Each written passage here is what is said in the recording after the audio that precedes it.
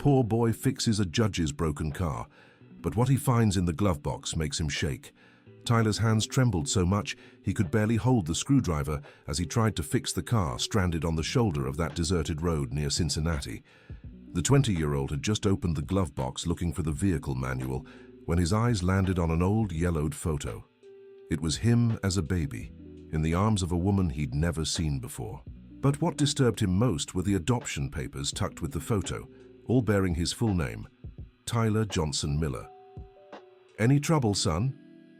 The deep voice of the car's owner snapped him back to reality. Tyler turned slowly, still clutching the papers. The gray-haired man in a dark suit watched him with an expression mixing concern and something else. Was it guilt? "Sir, do you know me?" Tyler barely managed to form the words. Retired Judge Richard Thompson took a step back. His 70 years seemed to weigh even heavier at that moment. "We need to talk," was all he could say. Tyler's legs felt weak. He dropped the tools on the ground and leaned against the car. The light rain beginning to fall seemed to match the storm of emotions raging inside him. "I don't understand. How do you have a photo of me? Who is this woman?" Dear listener, if you're enjoying the story, don't forget to like and subscribe to the channel. It helps us a lot as we're just starting out. Now back to the story. The judge wiped his face, clearly shaken. He'd waited 20 years for this moment, but now that it was here, he didn't know where to begin. "Let's get out of this rain first. There's a gas station a few miles ahead. We can talk there." "No," Tyler exploded. "You'll explain this now. Is this woman my mother?" The silence that followed was answer enough. Tyler felt the world spin. Had his whole life been a lie? And what about his grandma, Dorothy, who'd raised him with so much love and sacrifice? "I need to go," Tyler said, hastily gathering his tools. "Wait, please. You need to understand." "Understand what? That I've lived a lie my whole life?" The young man threw his toolbox into the back of the shop's small pickup and started the engine, but before driving off, he glanced one last time at the judge. "Your car's running. It was just an alternator issue. I fixed it temporarily. Get it checked tomorrow." And with that, he left the judge standing alone in the rain, clutching the papers Tyler had dropped. Joe Carter's small auto shop was in a humble neighborhood of Cincinnati. Tyler had worked there since he was 15, when he dropped out of school to help his grandma with expenses. That night, he arrived soaked and shaken. "Ty, what happened, kid? You look like you've seen a ghost." Joe dropped what he was doing when he saw the state Tyler was in. "I need to go home, Joe. It's urgent." "But what about work?" "The client called complaining you disappeared." "I finished the job," Tyler nearly shouted, then took a deep breath. "Sorry, it's just something happened. I need to talk to my grandma." Joe, who'd known the boy since he was little, sensed the gravity of the situation. "Go on, kid. We'll talk tomorrow." The house Tyler shared with his grandma was just a few blocks away. It was a simple two-room place, but always well kept. Dorothy, despite her 78 years and frail health, insisted on keeping everything clean and tidy. When Tyler walked in, he found her in the kitchen making dinner. The smell of beans on the stove brought back a flood of childhood memories. How many times had she gone without food so he wouldn't go hungry? "Tyler, my boy, you're soaked. Go change those clothes before you catch a cold." But Tyler didn't move. He stood frozen in the kitchen doorway, staring at the woman who raised him. "Grandma, I need to ask you something." Dorothy turned around, and one look at her grandson's face was enough to tell her the moment she'd feared had finally come. "Sit down, my boy," she said, turning off the stove and lowering herself into a chair with difficulty. "Who are my parents, Grandma? My real parents?" Dorothy's wrinkled hands trembled slightly. She closed her eyes for a moment, as if gathering strength. "I always knew this day would come. I tried to protect you, my boy, but..." "Protect me from what? The truth?" "Tyler, you need to understand, when you came into my life, you were just a helpless little baby. Your mother. So there is a mother. Is she alive?" Dorothy nodded slowly, her eyes brimming with tears. "Why did you never tell me? Why let me believe my parents were dead?" "Because it was better that way. You don't know what that girl went through, what they did to her." "What girl? Who is she, Grandma?" Dorothy struggled to her feet and walked to the bedroom.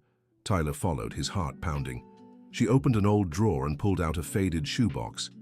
"It's all here. I've kept it all these years." Inside the box were photos, documents, a hospital maternity bracelet. Tyler picked up one of the photos with shaking hands. It was the same woman from the judge's car photo, only younger. She couldn't have been more than 16. "Jennifer," Dorothy whispered. "Jennifer Johnson, my niece." Tyler felt the air leave his lungs. His mother was his grandmother's niece. She was just a girl when she got pregnant. 16, Tyler. The father wanted nothing to do with it. Her family, our family, rejected her. They said she'd shamed everyone. And you took her child from her. It wasn't like that. Jennifer couldn't manage. She was underage, had no job, no place to live. The judge, he thought it was for the best. "What judge, Grandma?" "The same one you met today, wasn't it? Richard Thompson. He was the one who ruled on the case." Tyler felt rage rising. So that man was responsible for tearing him away from his mother. "But Jennifer fought, my boy. Our girl fought with everything she had. The legal battle lasted 2 years. She tried to prove she could care for you, got a job, found a place to live, but it didn't matter." "Why?" "Because the system doesn't forgive, Tyler. A single mother, underage, no education. She never stood a chance." The young man buried his face in his hands. "It was too much to process. How did I end up with you? When they took you from her for good, Jennifer almost..." Dorothy swallowed hard. "She tried to hurt herself, you know. Ended up in the hospital. And before she disappeared from town, she came to me. Begged me to take care of you, to keep you from going to strangers through adoption." "But in the documents..." "I lied, Tyler. Said I'd found you abandoned. Back then it was easier, less paperwork. And I was afraid they'd find out and take you from me, too." The heavy silence was broken by the phone ringing. Dorothy answered weakly. "Hello? Yes. What? Now? But, all right, doctor. We'll be there." She hung up, her face even paler. "That was the clinic. My test results. They want me to come in now." "Now? But it's almost 8 at night." "They said it's urgent, Tyler." A chill ran down his spine. His grandmother had been undergoing heart treatment for months, but she always downplayed how serious it was. "Let's go. I'll take you." At the clinic, the news was devastating. The tests showed Dorothy needed urgent heart surgery, but the procedure wasn't available through the public system. The waiting list was at least 6 months, time she didn't have. "How much does it cost privately, doctor?" Tyler asked, already knowing it would be impossible. For about $80,000 considering the surgery and the hospital stay. Tyler felt despair take over. $80,000. He didn't make that in 5 years of work. They left the clinic in silence.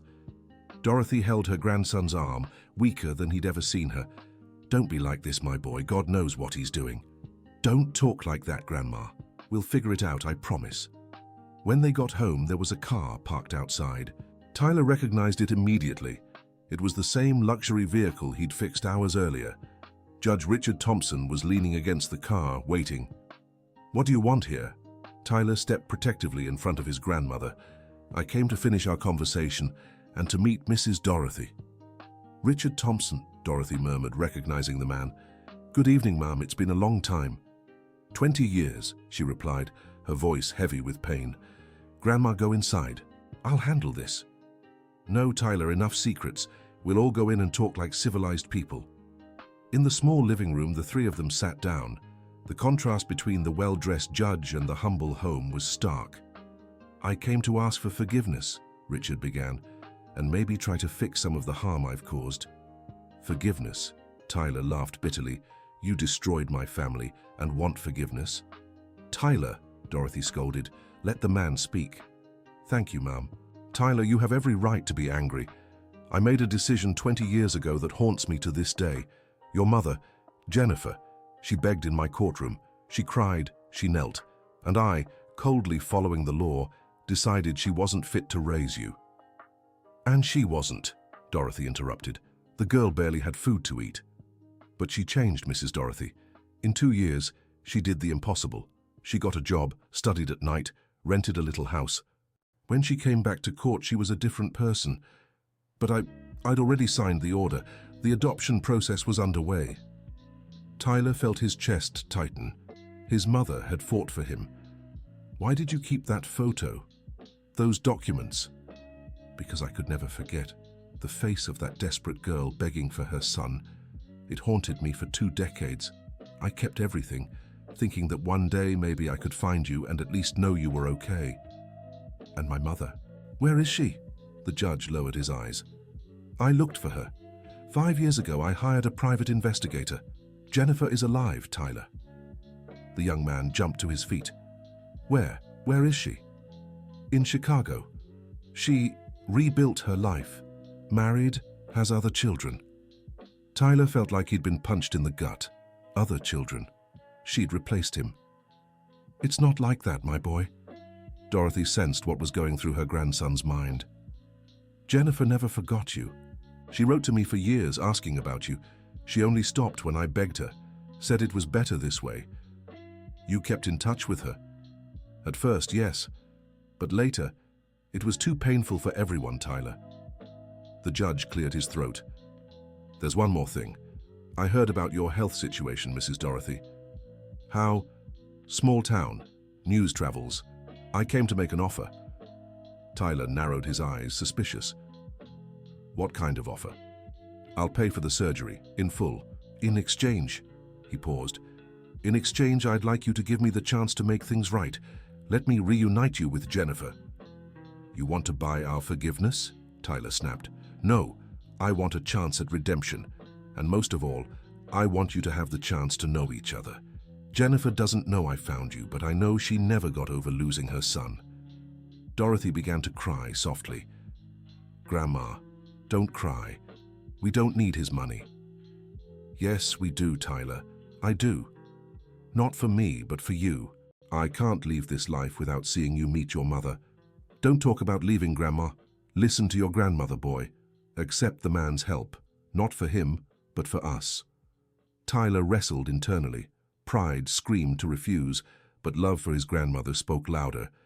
Dear listener, if you're enjoying the story, take a moment to like and especially subscribe to the channel. It really helps us who are just starting out. Now, back to the story. If I accept, how would it work? The judge leaned forward. First, we admit your grandmother to the best hospital. Then, once she's recovered, I'll arrange the meeting. But it has to be handled delicately. Jennifer doesn't know that Dorothy is the aunt who took her in back then. She doesn't know? Jennifer thinks you were adopted by a distant family. That's what they told her. Finding out you've been so close all this time. It might be too much for her, Dorothy added. In the following weeks, everything happened quickly.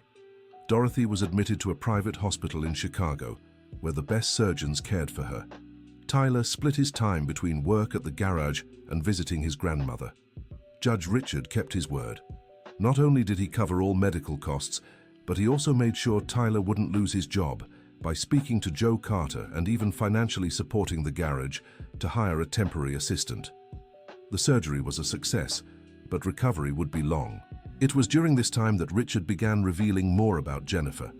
She's a teacher, he shared one day over coffee in the hospital cafeteria. She works with young children. Her husband, Robert, is a good man, a mechanic like you. Tyler nearly choked on his coffee. A mechanic? Yes, he owns a garage in Lincoln Park. Their kids, your siblings, are twins. Jason and Sarah, 12 years old. Siblings. Tyler had siblings. The news was both wonderful and painful. How do you know so much about her? I've watched from afar all these years, not with ill intent, but out of remorse. I wanted to make sure she was okay. And is she? Richard hesitated. She smiles, works, takes care of her family. But there's something in her eyes, a sadness that never left. Every March 15th, she disappears. Her husband once said it's the hardest day of the year for her. March 15th. Your birthday, Tyler. The young man felt a lump in his throat. So she hadn't forgotten him. Dorothy was recovering well, but insisted it was time for Tyler to meet Jennifer. I've waited too long, my boy. I don't want to leave without seeing you two together. You're not leaving, Grandma. You just had surgery. We all go someday, Tyler, and I need to do this before it's too late.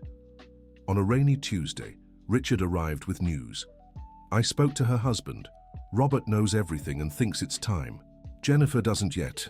He'll prepare her slowly. Prepare her how? Tyler, your mother had severe depression after losing you. Years of treatment. Robert's afraid of the shock this might bring. The meeting was set for the following Sunday at a neutral park in Chicago. Tyler barely slept that week. He changed clothes 10 times before leaving home. Easy, son, Dorothy said, still weak but determined, straightening his shirt. It'll be all right. At the park, Tyler first saw the man who must have been Robert, tall, strong, with hands calloused from hard work. Beside him, 2 teenagers played. Then he saw her. Jennifer was smaller than he'd imagined. Her hair tied in a simple bun, her face marked by time but still youthful. She glanced around nervously, unsure what to expect. When her eyes met Tyler's, the world stopped. She knew. Somehow, she knew. Tyler. Her voice was a whisper. He nodded, unable to speak. Jennifer covered her face, tears already falling. My God, my boy, my baby. She took a step, then another, as if afraid he might disappear. Tyler also moved, and within seconds they were embracing, 20 years of absence trying to compress itself into that single moment. Forgive me, Jennifer sobbed. Forgive me for not being able to stay with you. I tried. I swear I tried. I know, Mom. I know. The word Mom came out naturally, and Jennifer cried even harder. Robert stepped closer, his eyes also glistening, and placed a hand on Tyler's shoulder. Welcome to the family, son. The twins watched curiously until Sarah broke the silence. So you're our older brother? Tyler looked at the 2 teenagers and smiled. I guess so. Cool, Jason exclaimed. Do you play soccer? The tension dissolved, and everyone laughed through their tears. They sat on the grass, and Jennifer wouldn't let go of Tyler's hand. Tell me, she pleaded. Tell me everything. How you grew up, what you like, how your life has been. Tyler spoke about Dorothy, about the workshop, about the simple but love-filled life he'd had. Jennifer listened to every word as if it was sacred. Dorothy, she murmured. So it was her. My Aunt Dorothy raised you? Tyler froze. He'd forgotten Jennifer didn't know that detail. Yes, she found me and raised me as her grandson. Jennifer frowned, trying to process the information. But how? Aunt Dorothy lived in Cincinnati, but they told me you'd gone to the South. It was Richard, watching from a distance, who stepped forward. Jennifer, there are things you need to know. Dorothy didn't find Tyler. You left him with her. What? No, that's not... Jennifer shook her head, confused. I remember... I was in the hospital. I'd taken medication. But I never... You were desperate, Dorothy appeared, leaning on a cane, having insisted on coming despite everyone's protests. You showed up at my door before leaving town, begged me to take care of him. Jennifer looked at her elderly aunt, memories returning in fragments. Aunt? Aunt Dorothy? But you said he'd been adopted. I lied to protect you, my dear. If they knew you'd given him to me, they'd have taken him away too. So I said I'd found him abandoned. Jennifer stood up, swaying. It was too much to take in. So, all this time, 20 years, my son was with you, just an hour away. Jennifer, calm down, Robert tried to steady her. Calm down? Calm down? I spent 20 years thinking my son was with strangers, maybe suffering, maybe... She couldn't finish. He was safe, Jennifer, loved. I cared for him, as if he were my own flesh and blood. He is your flesh and blood, and mine, Jennifer exploded. Why didn't you tell me? Why did you let me suffer like this? Tyler stepped between the 2 women. Mom, please. Grandma did what she thought was best. She protected me, gave me a good life. Grandma, Jennifer repeated, something breaking in her gaze. Of course. She's Grandma. I'm just the mother who abandoned you. That's not what happened. Tyler held her shoulders. You didn't abandon me. They took you away from me. It's different. Is it? Jennifer looked into her son's eyes. Because I feel like the worst mother in the world. I left my baby and walked away. Built another life, had other children. Jennifer, stop. Robert hugged her. You know that's not how it was. The twins watched nervously. Sarah approached timidly. Mum, don't be like this. He's back now, isn't he? We can be a family. The girl's innocence touched everyone. Jennifer looked at her daughter, then at Tyler. Do you forgive me? Really? There's nothing to forgive, Mom. But if you need to hear it, yes, I forgive you. I forgive everything. The following weeks were a delicate adjustment. Tyler began visiting his newfound family regularly, getting to know his siblings and forming bonds. Jennifer swung between the joy of having her son back and the guilt over the lost years. Dorothy and Jennifer also had to rebuild their relationship. They were difficult conversations, tears, but also mutual understanding. You saved my son, Jennifer said one day, holding her aunt's hands. Even though I hated you for years without knowing, you saved him. I saved both of us, my dear. That boy was my reason for living all these years. Judge Richard Thompson remained present, helping where he could. He created a foundation to support young mothers in vulnerable situations, trying to prevent other families from going through the same ordeal. I can't change the past, he told Tyler, but I can try to ensure a better future for others. Robert, the stepfather Tyler never had, proved to be an admirable man. A mechanic like his stepson, the two soon bonded over work. How about a partnership? Robert proposed one day. Your experience with my setup, we could build something big. But I work with Joe Carter. Bring him along. The more good people, the better. Life slowly fell into place. Tyler kept his routine in Cincinnati during the week, taking care of Dorothy and working. On weekends, he went to Chicago, where a room waited for him at his mother's house. The twins adored him. Jason followed him around the garage, fascinated by the cars. Sarah shared stories and secrets, happy to have an older brother to protect her. You know, Sarah said one day, Mom always cried on your birthday. Now I understand why. She cried. Every year. Dad would take us out, but when we came back, her eyes were red. She said it was allergies. Tyler hugged his teenage sister, his heart heavy. Jennifer made it a habit to call every night just to hear her son's voice before bed. Just to make sure it's not a dream, she'd say. It's not a dream, Mom, I'm here. Dorothy watched everything with satisfaction. Her health improved day by day, and seeing her grandson happy was the best medicine. It was worth it, wasn't it, Grandma? Tyler asked one evening. Every second, my boy, every second of struggle was worth it to see you like this. But not everything was perfect. There were tough moments, arguments about lost time and the choices made. Jennifer sometimes blamed herself for having other children. How could I replace you? She'd cry. You didn't replace me, Mom. You grew our family. I gained siblings. I didn't lose anything. Dear listener, if you're enjoying the story, take a moment to like and especially subscribe to the channel. It helps us a lot as we're just starting out. Now, continuing. That year's Christmas was special. For the first time in 20 years, the family was complete. Dorothy insisted on making dinner, despite protests about her health. Let an old woman be happy, she grumbled, preparing the dishes. Jennifer helped in the kitchen, the two of them making up for lost time between recipes and memories.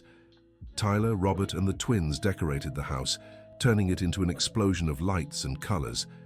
Judge Richard Thompson was invited and arrived shyly, carrying gifts. Thank you for including me, he said emotionally. You're part of this story, Dr. Thompson, Dorothy replied. In the end, we all needed to find each other. During dinner, Jennifer stood to make a toast. I want to thank God for this miracle. For 20 years, a part of me was dead. Today I'm whole again. Tyler, my son, you don't know what a gift it is to have you here. And I want to toast to Grandma Dorothy, Tyler added, who raised me with love when she had no obligation to, who sacrificed everything for me. Grandma, you're my hero. Dorothy cried, Jennifer cried, everyone cried. Even Robert, the tough guy, had to pretend he was wiping his eyes. Hey, no crying on Christmas, Jason protested, making everyone laugh. The integration continued in the following months. Tyler and Robert did open a garage together, bringing Joe Carter in as a partner. The business flourished quickly, combining the experience of the elders with Tyler's energy. Jennifer made sure to be part of every important moment in her son's life from then on. When Tyler started dating Amanda, a teacher and friend of Jennifer's, she was over the moon like a teenager. "My son is going to get married," she announced to anyone who would listen. "Easy, Mom, we're just dating for now." Tyler laughed, embarrassed. Dorothy's health, despite the successful surgery, began to decline 2 years after the reunion, but she faced everything with serenity. "I lived to see this day," she would say. "I can go in peace." "Don't talk like that, Grandma." "Tyler, my dear, death isn't the end when we leave love behind in this world, and I've left so much love in you." When Dorothy finally passed, she was surrounded by love. Jennifer held one of her hands, Tyler the other. The twins, Robert, Richard, they were all there. "Take care of him, Jennifer," were her last words. "Now it's your turn." "Always, Auntie, always." Dorothy's funeral brought the whole neighborhood together. Everyone had a story about her kindness, about how she'd helped them through hard times. "Your grandmother was an angel," Joe Carter told Tyler. "An angel God lent to us." Jennifer embraced her maternal role with complete dedication, not trying to reclaim lost time but building new memories. "I know I can never replace Aunt Dorothy," she told Tyler, "but I can love you in my own way." "You don't have to replace anyone, Mom. My heart has room for both kinds of love." Tyler's wedding to Amanda, 3 years after the reunion, was an event that symbolized the family's full healing. Jennifer cried from start to finish. "These are happy tears," she assured everyone. Jason and Sarah, now older teenagers, stood by Tyler as his best men. "I always wanted brothers," Tyler told them. "Thank you for accepting me." "We're the ones who should thank you," Jason replied. "You brought our mom back. She smiles for real now." Judge Richard, now quite elderly, gave a moving speech. "I carried guilt for 20 years over a decision, but I've learned God works in mysterious ways. If I hadn't made that wrong choice, Tyler wouldn't have been raised by Dorothy, wouldn't be the wonderful man he is today. Sometimes our mistakes are part of a bigger plan." When Emma, Tyler's first daughter, was born, Jennifer became the most devoted grandmother in the world. "She'll know our whole story," Jennifer said, rocking her granddaughter. "She'll know love always finds a way." "The whole story?" Tyler asked. "All of it. The sad parts too. So she'll cherish what we have now." The three partners' garage became one of the most respected in the area. Robert joked it was the only shop in the United States where mechanics cried together. "Tyler's the one who gets everyone teary-eyed," he laughed. "I learned from the best," Tyler replied, winking at Jennifer. 5 years after the reunion, the family founded the Dorothy Foundation, offering support to young mothers in need. Jennifer ran the project with passion. "Every mother we help is a victory," she said. "No woman should go through what I did." Judge Richard, before passing at 80, left much of his fortune to the foundation. "It's the least I can do," his will read. The twins, now adults, took different paths. Jason became a mechanical engineer, following in his father and brother's footsteps. Sarah became a social worker, inspired by the family's story. "I want to help reunite families," she explained. "Like you were reunited." Tyler sometimes visited Dorothy's grave, bringing flowers and news. "You should see it, Grandma. Our family is beautiful. Jennifer's as devoted a grandmother as you were. Emma's already walking, you know, and there's another one on the way." Jennifer nearly fainted from joy when we told her. He paused, as if he could hear his grandmother's answer in the wind. "You were right. Love always finds a way. Sometimes it takes 20 years, but it finds it." At the family gatherings, which now happened every Sunday, Dorothy's chair remained empty but present. A photo of her smiled from the wall, blessing everyone. "To Grandma Dorothy," the grandchildren toasted with juice. "To Grandma," everyone replied. Jennifer developed the habit of cooking Dorothy's recipes, keeping her aunt's memory alive. This was her secret ingredient, she taught Emma. A little bit of love in every pot. The little girl listened attentively, absorbing the family stories. Great-Grandma Dorothy was good, wasn't she, Grandma? The best, my love, the best of all. Tyler kept a photo of the reunion day in his workshop office. Whenever a customer commented on it, he shared a piece of the story. It's never too late to start over, and he'd say, my family is proof of that. Robert, the stepfather who became a father, took special pride in Tyler. I raised 2 sons by blood, he'd say. But this one from the heart is second to none. The Dorothy Foundation grew, helping hundreds of families over the years. Jennifer made sure to personally oversee the toughest cases. I know their pain, she explained. I can look them in the eye and say, it will pass. One day you'll be reunited. And often the foundation managed to prevent separations, offering support so mothers could stay with their children. It's Aunt Dorothy's victory, Jennifer said. Every family that stays together is a tribute to her. 10 years after the reunion, Tyler was honored by the city for his social work through the workshop, which employed at-risk youth. I learned that family isn't just blood, he said in his speech. It's love, dedication, sacrifice. I had 2 mothers, one who gave birth to me and fought for me, another who raised me and made me who I am. I'm blessed to have had both. Jennifer cried through the entire speech. Some things never change. The family's story became well known in the area, inspiring others to seek lost relatives, forgive old grudges, and rebuild bonds. You're an example, people said. We're not an example of anything, Tyler replied. We're just a family that took 20 years to find each other. But we did. When Emma was old enough to understand, Tyler and Jennifer told her the whole story from the beginning. The girl listened in fascination. So, Grandpa Robert isn't your real dad? Yes, he is, Tyler answered. A father is the one who raises you, loves you, is there for you. Robert is my father in my heart. And Great-Grandma Dorothy? She was my mother when I needed her most. Now she's our guiding star. I have so much family, Emma concluded happily. Yes, you do, my love. A big family full of love. Sunday nights at Jennifer's house were sacred. A full table, a full house, stories told and retold. The youngest grandchildren listened in awe to the family's adventures. Tell us again how you found each other, they'd beg, and Jennifer would tell it, each time adding a new detail, a remembered emotion. The important thing, she always finished, is that true love always finds a way. It may take time, it may hurt, but it finds it. Tyler watched these scenes with a full heart. Sometimes he'd close his eyes and could hear Dorothy's voice. Take care of him, Jennifer. Now it's your turn. And Jennifer did. With all the pent-up love of 20 years, with all the dedication of a mother given a second chance. You know what I'm proudest of? Jennifer once said to Tyler. What, Mom? That you became this amazing man without me. It shows Aunt Dorothy did everything right.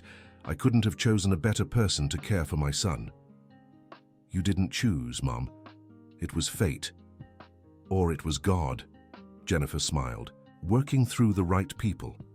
The workshop flourished so much that they opened branches in other cities, always with the same principle, giving young people the opportunity to learn a trade. Dorothy believed in second chances, Tyler would explain to new employees. Here, everyone will get theirs. Sarah, following her calling, began working at the family foundation. Her specialty was mediating family reunions. I learned from the best, she'd say, hugging her mother and brother. Jason, in addition to engineering, became a volunteer teacher, teaching basic mechanics to underprivileged youth. It's the least I can do, he'd say. Our family has received so much love. We have to spread it. 15 years after the reunion, Jennifer was diagnosed with the same heart condition as Dorothy. The news shook everyone, but she faced it with courage. Aunt Dorothy lived with this for years. I will too. Tyler oversaw every detail of her treatment, repaying the care he'd once received. Now it's my turn to take care of you. You already do, son. Just by existing, you take care of me. The surgery was a success, and Jennifer recovered surrounded by family. Emma, now a teenager, never left her grandmother's side. You're strong, Grandma. You'll be better soon. With all of you here, I already am. During her recovery, Jennifer had time to reflect on their journey. You know, Tyler, sometimes I think everything happened the way it was supposed to. How so, Mom? If you had stayed with me when you were 16, maybe we wouldn't have survived. I was too young, too alone. Aunt Dorothy gave you what I couldn't at the time. Don't blame yourself, Mom. It's not blame, son, it's acceptance. God knew you needed Dorothy then and that we'd need each other now. Jennifer's words brought Tyler peace. All the pain, all the separation, it had a greater purpose. The 20th anniversary of their reunion was celebrated with a grand party. Friends, family, and people, helped by the foundation, all gathered. 20 years ago, Tyler gave a speech, I found a photo in a glove compartment. That photo changed my life.